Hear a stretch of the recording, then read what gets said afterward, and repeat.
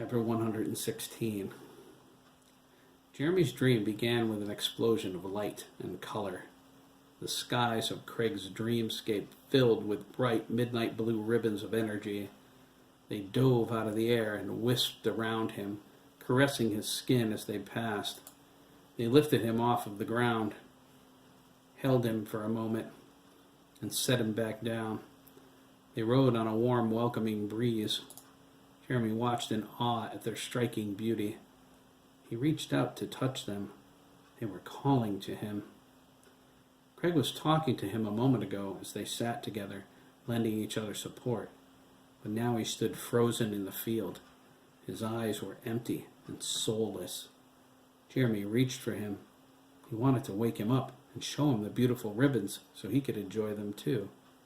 He was startled as his hand slipped through Craig's body.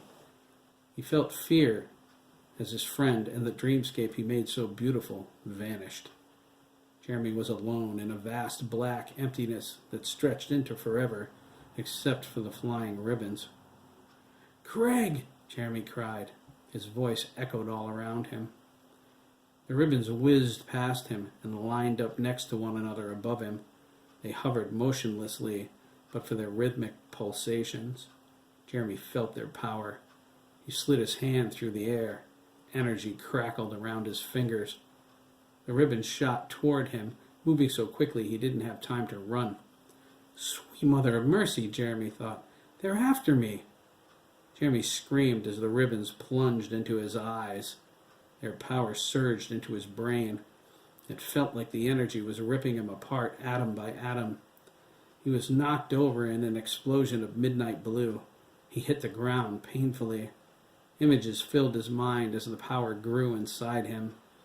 He felt it race through his body like electricity.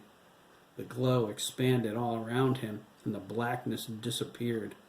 The faces of people, millions of people, filled the sky, the horizon, and the ground beneath him.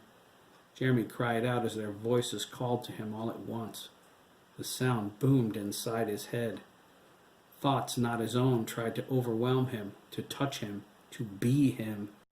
Soon, every ribbon was inside of him as more and more faces filled the sky.